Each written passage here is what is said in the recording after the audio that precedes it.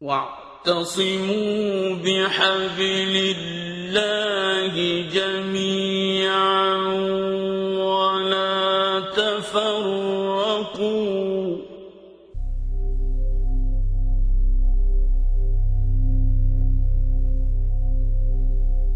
بسم الله الرحمن الرحيم. اللهم صل وسلم وبارك على سيدنا محمد وعلى آله وصحبه وسلم تسليما كثيرا ولا حول ولا قوة إلا بالله العلي العظيم. Alhamdulillah, Allah subhanahu wa ta'ala in the Quran, He says that وَمِنْ آيَاتِهِ أَنْ خَلَقَ لَكُم مِّنْ أَنفُسِكُمْ أَزْوَاجًا. From amongst His signs, He created from amongst you, He created mates. لِتَسْكُنُوا إِلَيْهَا, in order that you might find sakina or tranquility in that relationship between a male and a female. وَجَعَلَ بَيْنَكُمْ مَوَدَّةً وَرَحْمَةً. And He puts amongst you mawadda, which is a specific type of love in the Arabic language. The Arabs have many words for love. There's over 10 types of love that the linguists identified in the Arabic language. But mawadda is a specific type of love. It's al-wadud is one of the names of God. It's a love that is not conditioned. It's an unconditional type of love that somebody shows to another person. The Prophet ﷺ said, تَزَوَّجَ الْوَلُودِ الْوَدُودِ, marry fertile, loving mates. Fertile, loving mates, al-wadud. So mawadda is different from ishq, which is erotic love. It's different from mahabba even. Mawadda is a wood, is something that God promises to put amongst the believers. Is wood. It's a very specific type of love. So Allah subhanahu wa ta'ala says that He created mates in order that you find tranquility and in order that you also express this mawadda and this rahmah, mercy. And then He says, إِنَّ فِي ذَلِكَ لَآيَاتٍ لِقَوْمٍ يَتَفَكَّرُونَ. In this are signs for people who reflect deeply. يَتَفَكَّرُونَ. In the Arabic language, tafa'ul in Arabic means to struggle with something. Tafa'ul. In Arabic, يَتَكَلَّفْ, يَتَحَمَّل, يَتَصَبَّر. It's where you struggle with something.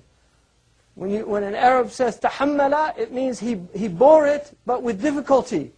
So when it says إِنَّ فِي ذَلِكَ لَآيَاتٍ لِقَوْمٍ يَتَفَكَّرُونَ, it's for people who think deeply, who ponder the meanings of things. So Allah subhanahu wa ta'ala says in this verse that He created amongst us pairs. And He did that in order that we get this tranquility. Now in Arabic, the word for home or the domicile is maskan. That's one of the words. The Arabs say bayt, bata yabitu bayatan, it means to spend the night. So the bayt is the place you spend the night. Dar, from dara, taduru, it's a place where you are moving about. It's the place where you do your things. But maskan is a very specific type of word in Arabic. Because the Quran says, Masakinu tardawnaha. You have houses that you enjoy, that you're pleased with. There's rida, there's contentment. So maskan, in the Arabic language, is called ism makan. It's the place of sakina. It's the place that you find sakana. Sakana is the opposite of haraka. It's a stillness. It's a place you find stillness or tranquility.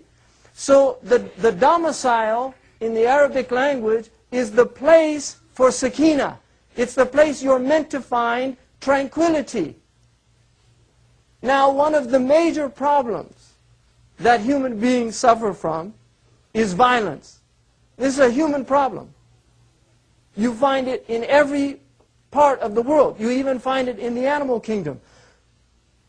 Biologists and people that study animals, zoologists, used to think that wars were specific to humans.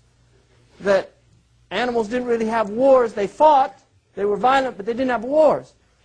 But then they discovered that there are actually animals out there, species of biological life that have wars. Ants. There are types of ants that have wars. They take slaves. So war is part of the natural order of things, violence.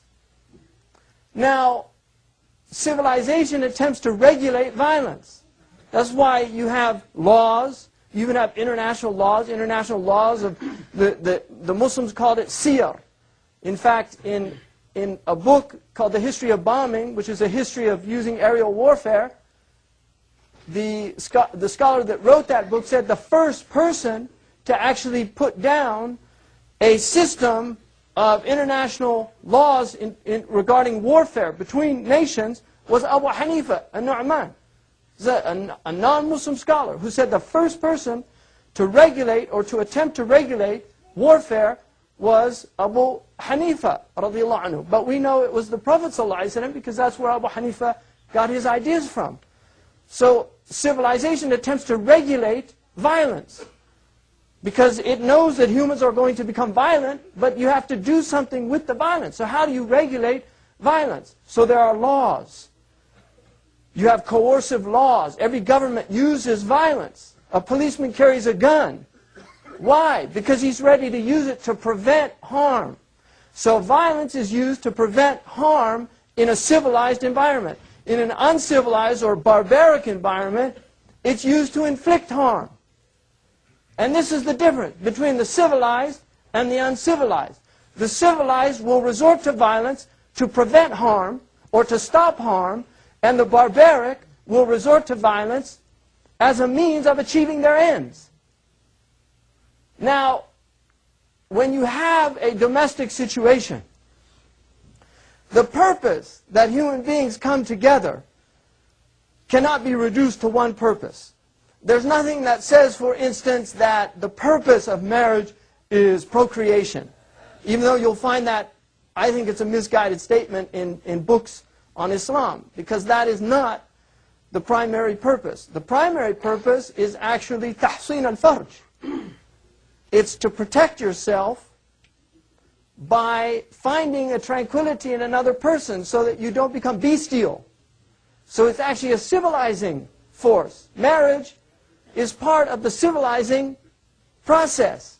It's the way people become more human. It civilizes human beings when they enter into a marital contract. And that's why when children are brought into the world, both partners accept responsibility for those children. Now, generally, the male accepts the responsibility of maintenance. And this is why in the Quran it says, الرِّجَالْ قَوَّامُونَ عَلَى النِّسَاءِ. Men are maintainers of women. Ibn Ashur, the great Muslim scholar from Tunisia, probably, I think, the most significant scholar of the 20th century, but that's obviously debatable. Ibn Ashur, in his tafsir, says that this verse does not mean that all men take care of all women. But this is the norm. And the Quran speaks to people based on norms. There are women who take care of men, and we witness that every day. There are men who get sick and wives who will work to support their husbands. For whatever reasons, you have deadbeat dads. You have husbands that don't work and the woman goes out and works. A woman came to the Prophet ﷺ and said to the Prophet, "What do you say about a woman who supports her husband?" He said she has two rewards. The reward of maintenance and then the reward of charity. Because it's not an obligation for her. So even at the time of the Prophet ﷺ, there were women who supported their husbands. We also know that Khadija was an independent merchant.